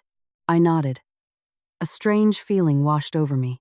A few days ago, a threat like this would have kept me up all night in terror. But now, the fear wasn't all-consuming. It was mixed with something colder, sharper. I knew they were genuinely panicking. Because only when tears and guilt trips fail do cowards resort to threats. Back at my parents' house, I sat in my old bedroom, reviewing everything I had collected since the truth broke. Photos of the mortgage deeds, audio recordings, David's texts, Sarah's slip of the tongue, Martha's screaming, and now, anonymous threats. The more I tied the pieces together, the more I shivered. This wasn't a chain of misunderstandings. It was a conspiracy. Someone conceived it, someone agreed to it, someone executed it, and someone profited from it. And when the plot was exposed, they all banded together to try to silence me. I was re-listening to the recording of David when my phone vibrated. It was Robert, my father-in-law. I stared at the caller ID for a few seconds, activated my call recorder, and answered. I'm listening. His voice was quiet, sounding much more exhausted than he had in the lawyer's office. Anna, I want to meet with you alone. I leaned back in my chair, looking out the window. If you have something to say, please communicate it through my attorney. He paused for a few seconds. This isn't a legal issue. I want to talk to you as family. I let out a bitter laugh, making sure he heard it. From the moment your entire family used my identity to secure a mortgage, this ceased to be a family issue. His tone grew heavier. Do you really hate our family that much? I gripped the armrest. You defrauded me, hung $1 million debt around my neck, and if I don't have the right to hate you right now, what else has to happen? A long silence stretched over the line. Then, he sighed. Listen to me. Sarah is obviously wrong. David is wrong too. But if we sell the condo now, her wedding will be called off. Her mother and I are getting old. We won't survive a blow like that. Think about it. Maybe you can just give us a little more time. I closed my eyes. The exact same song and dance. No one talked about my time's life. No one asked how I had been living these past few days, how I slept, what I feared. In all their pleas, they only mentioned Sarah, the aging parents, the family's reputation, the upcoming wedding. They completely erased me, as if using my life as a financial human shield was just an insignificant detail, I answered, very slowly. Do you know what scares me the most? That to this minute, not a single person in your family has offered a genuine apology for defrauding me. All you do is beg me not to blow up the scandal. His breathing grew heavy over the phone. I continued. If you truly want to salvage any path forward for yourselves, you have 2 days to execute what we agreed upon. With that, I hung up. That evening, David showed up at the edge of my parents' driveway. He didn't approach the door. He just stood by his car and kept calling my phone. I watched him through a crack in the blinds. His dress shirt was wrinkled, his hair a mess. He looked haggard, nothing like the polished corporate guy who used to kiss me before heading to work every morning. If I were the Anna from a month ago, I probably would have pitied him, but now, I felt only a dry bitterness. The man standing in the driveway wasn't suffering because he lost me. He was suffering because the web of lies he helped spin was collapsing. My phone vibrated again. Asterisk. I just want to say a few words. Asterisk. I stepped out onto the porch but didn't walk down the steps. Speak. David stood under the glow of the street lamp, looking up at me. His eyes were red, his voice raspy. I'm sorry. I stayed silent. I know it's too late to say anything, but I truly never thought it would turn out like this. I just wanted to help my sister get through this phase. I thought after the wedding, she and her husband would take over the payments and handle it. I looked at him, my heart surprisingly calm. You times thought asterisk, I repeated. And if your sister couldn't handle it? David froze. We would have gradually figured something out. Gradually figured it out by letting me continue to be the legal borrower. He took a step forward. Anna, I know you hate me, but please, at least believe one thing. I never wanted to destroy you. For the first time in days, I felt a deep, bone-weary exhaustion. Not from the arguing, but from the realization that I had to keep listening to the same pathetic excuses. I looked him dead in the eye. Whether you wanted to or not doesn't matter anymore. You did it. His face drained of color. I continued, measuring every word. David, the most painful part isn't that you love your family. Everyone loves their family. The most painful part is that to protect them, you were perfectly willing to make me the collateral damage. He dropped his head. His shoulders slumped. After a long time, he spoke, so quietly it sounded broken. If I sign a legally binding contract right now, taking on 100% of the liability and protecting you entirely, would you reconsider the divorce? I froze. Not because I was hesitating, but because that question drove a knife into the very last shred of whatever our marriage used to be. Even now, he was negotiating. He wanted to use a forced legal concession to buy me back. I laughed, though my eyes stung. Do you honestly think there is anything left to hold on to? David looked up, his lips trembling slightly. I think, in that exact moment, he finally, truly understood, not the legal peril of the mortgage fraud, but the fact that I was actually walking away from him forever. I turned to go back inside. Behind me, his voice cracked in desperation. Anna. I stopped, but I didn't turn around. From tomorrow on, don't come here anymore. I walked inside and locked the door. I lay awake for a long time that night. Outside, the early autumn wind rustled the oak trees. I thought about the 2 years of our marriage, the dinners I carefully planned, the times I swung by the mall after work to buy gifts for Martha, the cash I loaned Sarah telling myself she's family. It turned out, the problem wasn't that I wasn't a good enough wife. It was that my goodness was poured into a black hole. And when you finally realize your kindness was weaponized for someone else's profit, the price for your past silence is always devastatingly high. But I also realized something else. I had stayed silent for too long. This time, I wouldn't. Those 2 days dragged on with excruciating slowness. Around me, The world kept turning. People commuted to Manhattan, sat in Zoom meetings, laughed in coffee shops, complained about the LIRR delays and inflation. Only I lived with the sensation of standing on a tightrope over a canyon, waiting to see who would fall first. I took 2 more days of PTO.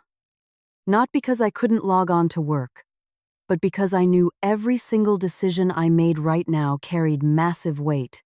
One wrong word, 1 minute of weakness, one impulsive move, and the entire board could flip. Catherine texted me a brief update. Asterisk. The closer we get to the deadline, the more likely they are to make a mistake. Asterisk. She was right. On the first day, his family went completely dark. No texts, no calls. No one showed up at my parents' house to scream. That silence didn't comfort me. It put me on high alert. People like them don't just sit on their hands and accept defeat without exhausting every dirty trick in the book. By the evening of the second day, with only a few hours left until the deadline, Catherine called. They're asking to push the meeting from tomorrow morning to tomorrow evening. Did they offer a concrete plan? I asked immediately. Verbally, they stated they are reviewing offers to sell the condo. I paused for a few seconds. Only verbally. Yes. That's why you need to be razor sharp tomorrow night. After hanging up, I sat by the window for a long time. The evening sun sank slowly behind the suburban rooftops. Its light was golden, but tired. I suddenly remembered the first time David brought me to meet his parents. Martha had smiled, served me huge portions of food, and said she had always dreamed of a sweet, hard-working daughter-in-law. I believed it was genuine warmth. Looking back now, I realized she probably wasn't looking for a daughter to love. She was looking for a woman compliant enough to be utilized. The meeting took place at 7 p.m. This time, his family arrived early. No one was yelling anymore. Martha looked haggard, with deep, dark bags under her eyes. Sarah sat with her head bowed, too afraid to even glance in my direction. David was silent, noticeably thinner. But the most drastic change was in Robert. He no longer carried himself with that arrogant, composed authority. He radiated the sheer exhaustion of a man who had spent sleepless nights running the math, only to realize he had to accept the most agonizing outcome. He pulled a folder from his briefcase and slid it across the table. We contacted a broker. Catherine opened the file and quickly scanned the documents. This is a listing agreement and power of attorney for the sale of the property. Yes, Robert said. We have an all-cash buyer currently negotiating the final price. If nothing falls through, we can close the sale in 10 to 14 days. Hearing this, I didn't feel the sudden rush of relief I expected. I had waited for them to retreat. I had waited for them to face the consequences of their actions. But when the moment actually arrived, I didn't feel triumphant. I just felt an icy detachment. Because I knew they weren't just selling a piece of Manhattan real estate. They were selling the parasitic future they had tried to build on my back. Catherine asked. While the sale is pending, who holds liability for the interim mortgage payments? Our family, Robert answered. In what documented format? He slid another sheet of paper across the table. This is a temporary letter of guarantee. Signed by me. I looked up at him. Only now, at the absolute precipice, was he willing to put his own name on the financial risk they had so effortlessly dumped on me.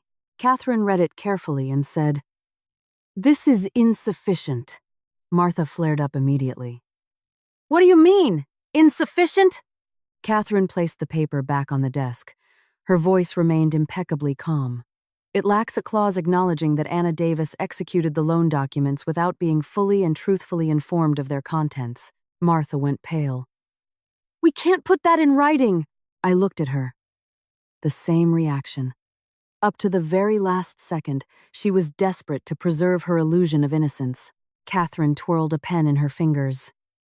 "If you refuse to include that clause, we will assume you are not negotiating in good faith, in which case, we will terminate this settlement conference and proceed with civil and criminal filings." The room plunged back into that heavy, suffocating silence. It was as if everyone was being forced to look at their own hideous reflection in a mirror. I sat quietly, waiting to see who would drop the mask first. To my surprise, it was David. He lifted his head. His voice was raspy. "Write it in!" Martha whipped around to face him. "What the hell are you saying?" David didn't look at her. His eyes were fixed on the table. His voice carried the weight of absolute defeat. I said, "Write it in. It's come to this. What's left to hide?" I stared at him. For the first time since this nightmare began, I saw him stop clinging to his family's facade. Not out of bravery. He was probably just broken, but regardless, those words were the final nail in the coffin of their lies. Robert closed his eyes for a few seconds, then said slowly, "Fine. Draft it the way the attorney wants." Martha suddenly broke down sobbing.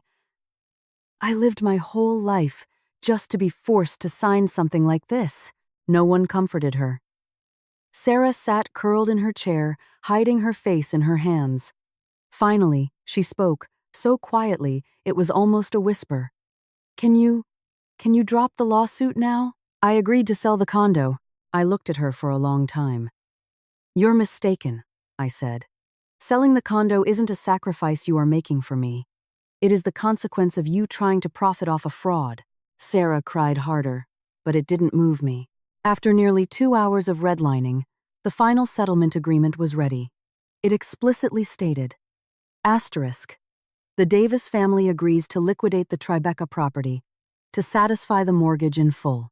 Pending the sale, Robert Davis assumes total liability for all mortgage obligations. The parties also stipulate that the execution of the loan documents by Anna Davis occurred without the provision of full and accurate disclosures, leading to the current dispute. Asterisk, they signed it, one by one. Martha's hand shook so violently her signature was barely legible. Sarah signed while sobbing. David was the last. Putting the pen down, he looked up at me. His bloodshot eyes were filled with remorse, exhaustion, and grief. But there was nothing left in them that could make me stay. The meeting ended around 9 p.m. Everyone stood up in silence. No one talked about morality anymore, or family duty, or how I needed to be patient, because they finally understood that the price of exploiting someone's trust was astronomically higher than they ever calculated. At the door, David called out softly, "Anna." I stopped. He stood behind me. His voice was barely a whisper. "I know it's pointless to say anything now, but I still want to ask." I didn't turn around. "Do I have any chance left?" I gripped the strap of my purse. My mind flashed through it all. The late-night phone call, the lies about the corporate bonus forms, his evasive eyes, his silence when he sided with his family, his pathetic bargaining in my parents' driveway. Some cracks can be glued back together, but some things, once shattered, turn entirely to dust. I answered, my voice calmer than I expected. "No, you don't." And I walked away, never looking back. I knew that new doors only open when you have the courage to slam the old ones shut behind you. After that evening meeting, I returned to my parents' house in a state of total exhaustion. But unlike the first few days, this exhaustion didn't induce panic. It felt like the weariness of someone who had trekked miles through a deep swamp covered in mud, feet aching but who had finally dragged herself onto dry land. I stood under the hot shower for a long time, letting the water wash the tension from my shoulders, back, and hair. Looking in the mirror, I felt like a stranger. It was my face. But the eyes had changed. Gone was the submissive patience of a woman who constantly told herself to be softer, to compromise, to keep the peace. What remained was the cold, sober clarity of someone who had finally seen reality for what it was. Early the next morning, Catherine called me. They wired the mortgage payment for this month. I nodded, even though she couldn't see me. "Yes, but don't assume this means everything is settled," she said. "Resolving the mortgage fraud is one thing. Your marriage is an entirely separate issue that you must decide on." I paused for a few seconds. "I know." Catherine's voice softened. If you've made your decision, act fast. The longer you drag it out, the easier it is to succumb to old emotional habits. I hung up and sat by the window for a long time. The morning sun hit the edge of the desk, bright and thin like gold dust. I remembered the question David asked me in the hallway last night. Asterisk. Do I have any chance left? Asterisk. He probably truly believed that after signing the agreement, after his family agreed to sell the condo, there was still a path back for us. It's a tragedy he didn't understand one simple fact. A woman can forgive many things, but it is nearly impossible to forgive betrayal in the one place she was supposed to feel absolutely safe. I went downstairs. My dad was brewing coffee. My mom was slicing fruit. They both looked up as I sat at the kitchen island. I've made my decision, I said. My mom set the knife down. What is it? I looked my parents straight in the eye. I am filing for divorce. My mom stayed silent. She didn't look surprised, and she didn't try to talk me out of it.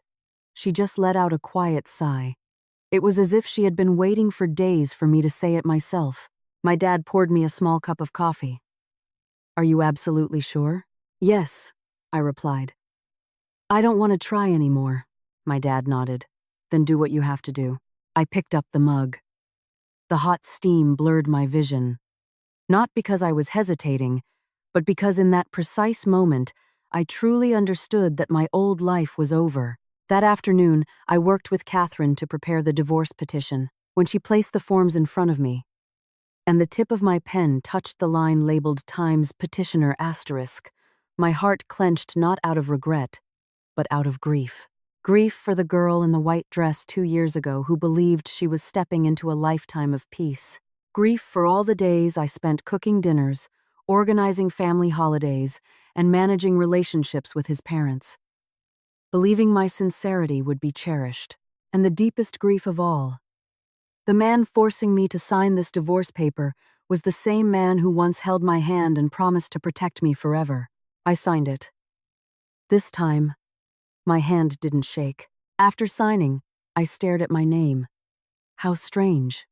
The exact same signature. A few months ago, it was stolen to drag me into $1 million debt I knew nothing about. Today, that same signature was my ticket to freedom. That evening, David called. I let it ring 3 times before picking up. I know you filed the petition. His voice was dry, as if all the life had been sucked out of him. I didn't ask how he knew. With his family's connections, pulling public court records was easy. Anna, can't you just give me a little more time? I leaned against the porch railing, listening to the crickets in the yard. For what? So you can fix it? I closed my eyes. How exactly do you plan to fix this? Silence hung on the line. I could hear his heavy breathing. I'll move out, if you want. I won't talk to my parents. I'll sign whatever post-nup or legal document you want. I won't let you suffer ever again. I gave a bitter laugh. David, don't you think it's way too late for that? His voice broke. I know it's late, but I really don't want to lose you. This time. I didn't answer right away. I looked out at the front yard of my childhood home, where my mom swept the leaves every morning. I looked at my dad's old sedan, the warm yellow light spilling from the living room windows.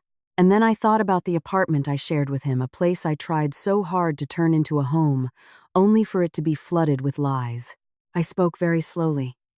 You didn't lose me the day I filed for divorce. I took a breath and continued. You lost me the day you handed me those mortgage papers, looked me dead in the eyes, and lied to me. All I could hear was his ragged breathing on the other end. After a long time, he spoke. His voice completely shattered. I am so sorry. I gripped the railing. For the first time, the apology sounded genuine. No excuses, no deflections, no bargaining. Just the belated apology of a man who finally realized what he had destroyed. But some apologies arrive only after everything is already dead. They save nothing. They only make the autopsy official. I accept your apology, I said. But I am not coming back. With that, I hung up. I lay in bed for a long time that night. But I didn't cry. I think I had cried all my tears in those first few frantic days. Now, there was only a dull, echoing emptiness. The next morning, Martha appeared at my parents' driveway again, but unlike the previous times, she wasn't screaming. She wore a dark dress, her hair was unkempt, her face was pale. Seeing me, she rushed over. "Don't divorce him, sweetie." I stood still. She didn't yell. She didn't insult me, but I knew this change in tone wasn't because she suddenly saw me as a daughter. It was born of sheer panic. "I already told David everything," she spoke rapidly. "He is at fault. Our whole family is at fault. But think about it. What is it like to be a divorced woman? Think of all the problems you'll face." I looked at her, and instead of hatred, I felt a wave of profound pity.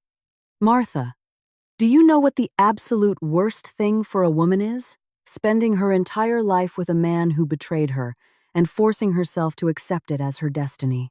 Martha froze. Her lips parted, but no words came out. I continued slowly. "I am not divorcing him out of anger. I am divorcing him because I finally see everything clearly." Saying that, I turned and walked back inside the house.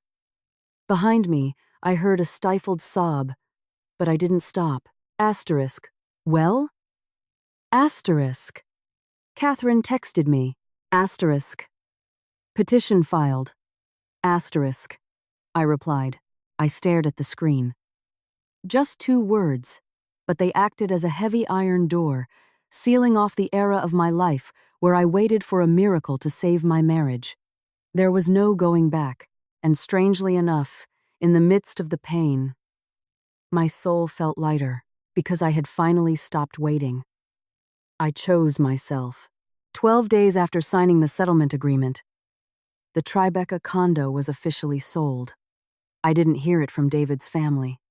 Catherine called to tell me. It was a rainy evening. I had just finished work and was sitting in my car in the parking lot, listening to the rain drum against the roof. "It's done," Catherine said succinctly. "The buyer wired the funds. Closing is this week. Once the bank clears the mortgage payoff, your legal liability will be formally discharged." I sat in silence for a long time after she spoke. Outside the window, the rain poured down. Commuters in trench coats hurried past puddles, while an indescribable quiet settled over my soul.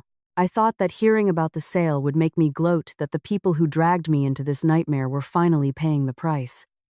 But when the moment arrived, I didn't feel triumph. I just felt light, as if a boulder I had been carrying for weeks was finally lifted off my shoulders. That evening, David sent me a short text. Asterisk, "The condo is sold." Asterisk. I read it and didn't reply. A few minutes later, he added, Asterisk. "I thought you should hear it from me." Asterisk. Again. I stayed silent. Not out of spite, but because I saw no point in saying anything. Some things pass the point where dialogue is necessary. Ultimately, this text felt more like a belated, pathetic attempt to maintain some kind of relevance in my life than a necessary update. 3 days later, I went to the bank with Catherine to sign the final discharge and release documents, formally removing the lien from my name. The bank lobby was crowded, people with folders rushing around as if everyone had their own secret history. I sat at desk number 5, listening to the bank officer read through clauses, payoff dates, and account statuses, feeling completely at peace. Just a few weeks ago, I sat in this exact spot, staring at a stack of papers with my forged consent, shivering with fear. Now, I was sitting here systematically wiping my name off their trap. When I signed the final release, the officer smiled. "It will take a few business days for the credit bureaus to update, but the payoff is complete. You are officially in the clear." I nodded and thanked her. Stepping outside, I stood under the awning for a moment. The New York evening was cast in a gray, melancholic light. The wind carried the familiar scent of wet asphalt and exhaust fumes. I suddenly realized that my breath no longer hitched at the thought of that debt. The pain was still there. The crack in my foundation remained, but the noose around my neck was finally gone. That same night, I returned to the apartment I had shared with David for the very last time to collect my remaining belongings. I had already moved most of my things, but a few books, some winter coats, and a couple of keepsakes in my desk drawer were still there. David was home. He opened the door. He looked drastically thinner. The apartment was clean, but it felt incredibly empty. Maybe because my things were missing, or maybe because the soul of the place had vanished. He stepped aside to let me in. Neither of us spoke about saving anything. No talk of second chances, no expectations, no starting over. We were like two survivors of a massive fire, standing in the ashes of our life, too exhausted to pretend it hadn't burned down. I went into the bedroom, opened the drawer, and packed the last items into a duffel bag. Next to the nightstand sat a small framed photo from our wedding day. I picked it up. In the picture, I was smiling brilliantly. And David was standing next to me, his arm around my shoulder. It was a sunny day. I had stressed over the alterations on my dress, and he had laughed, telling me I worried too much. Looking at the girl in the photo, I felt sorry for her. Sorry because she believed too easily. David stood in the doorway. His voice was rough. "Take it." I looked at the frame, then set it face down on the nightstand. "Keep it." He didn't say a word. I finished packing and zipped up the bag. Before leaving, I took one last look around the room. This was the place I thought I would live in for years. With one man, with family dinners, with plans for the future, with kids we might have had, with ordinary happy days. And it all ended right here. David followed me to the front door. "Anna," I stopped. "I'm not asking you to come back anymore." His voice was faint and exhausted. "I just want to tell you that I finally understand why you can't forgive me." I looked at him. For the first time in weeks, his eyes held no bargaining, no pleading, just a helpless, hollow grief. "Okay," I said quietly. "Since you understand, don't ever do this to anyone else." His lips trembled, but he didn't speak. I opened the door and stepped out. The hallway was dead silent. The motion sensor lights flickered on, casting a pale glow on the carpet. As I walked toward the elevator, I heard the apartment door click shut behind me. That sound echoed in my soul like a definitive, absolute period at the end of a sentence. That night, when I got back to my parents' house, my mom had made pot roast my favorite comfort food since childhood. My dad, as usual, sat at the kitchen island in his reading glasses, browsing the news on his iPad. I set my bag down, washed my hands, and sat at the table. No one asked if I was okay. No one mentioned David, his family, or the sold condo. But it was exactly this ordinary routine that made my eyes well up with tears. After weeks of living in a war zone of lies, calculations, threats, and screaming, sitting down for a quiet family dinner suddenly felt like the most precious thing in the world. My mom put a slice of roast on my plate. "Eat, sweetie," I nodded, and a sudden realization washed over me.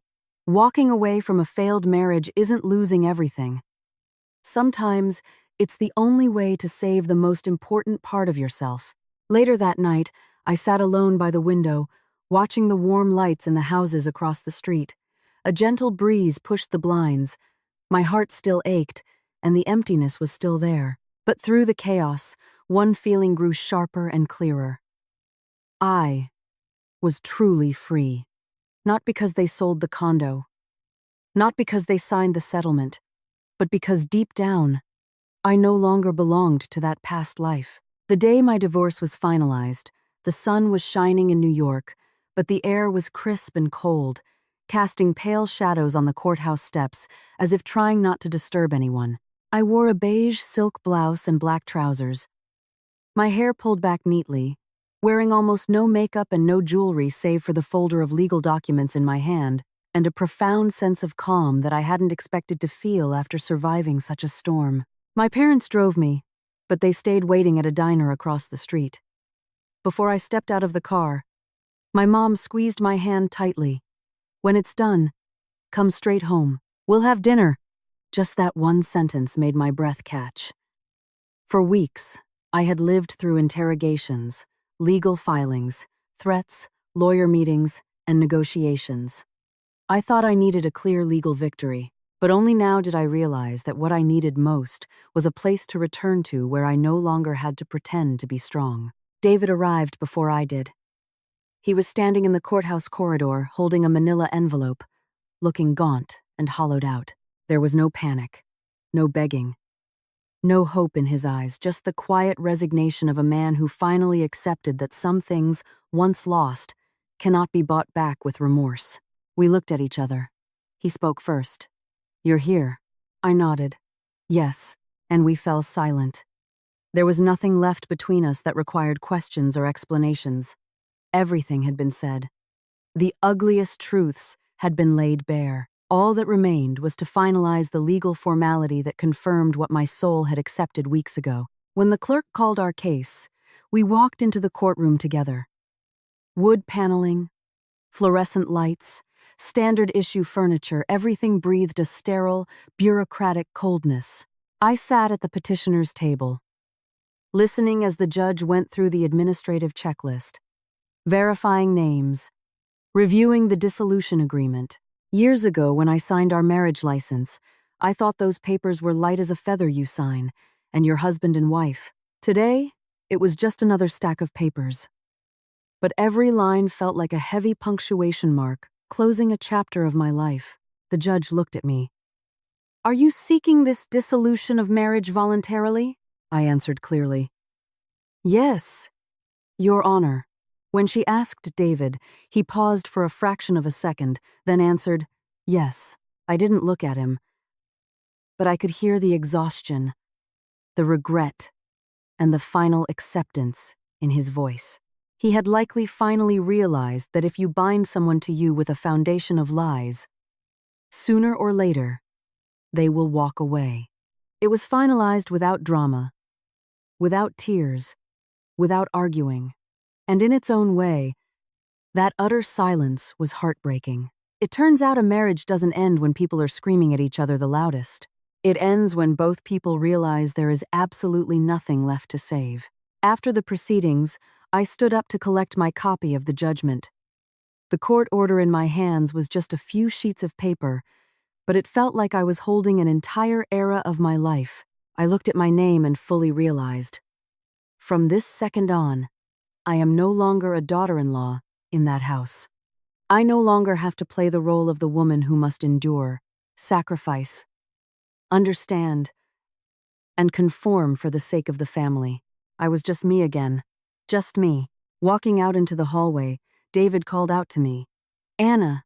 I stopped and turned around. He stood a few feet away. His eyes were completely vacant. "I'm not going to ask for forgiveness anymore." I stayed silent. "I just want to say one last thing." He swallowed hard and looked me right in the eyes. "Thank you for being genuine with me." Hearing that, my heart gave a slight tremor. Not because I wanted to go back, and not because any old feelings sparked to life. Just because, for one brief second, I remembered the girl who entered that marriage with her whole, sincere heart. I remembered the days I believed, loved, and tried my hardest. At the very end, at least one person acknowledged that my love had been real. I looked at him and said quietly, "Keep that lesson for yourself." He gave a barely visible nod. "I will." I turned and walked away. This time, he didn't call after me. When I reached the courthouse steps, the sun had risen higher. Seeing me walk out, my mom immediately stood up from the diner patio. My dad paid for the coffees and walked over. Neither asked about the result, because the result was obvious. My mom just looked at me, her eyes a bit red, but she forced a warm smile. "Let's go home, sweetheart." "Yeah," I nodded. On the drive back, I sat by the window, watching the city roll by. The trees, the intersections, the familiar coffee shops, the crowded sidewalks. Everything was perfectly normal. New York didn't stop just because one marriage was legally dissolved. And life doesn't stop either. It doesn't collapse just because you walk away from a place you once thought you'd stay forever. Sure, for a little while, walking down old streets, Hearing old songs or looking at familiar things will hurt a bit, but eventually, that pain fades like a wound that heals over, leaving a scar, but no longer bleeding. That evening, I sat in my bedroom, leaving the window cracked to let the breeze in. My phone sat silently on the desk. No late-night calls, no suffocating texts, no guilt trips, no threats, no begging. Everything had finally settled. I opened my laptop and looked at the draft of the journal I had been keeping this whole time. From Martha's first phone call, to the mortgage documents, to the confrontations, the sale of the condo, right up to the day I signed the divorce papers.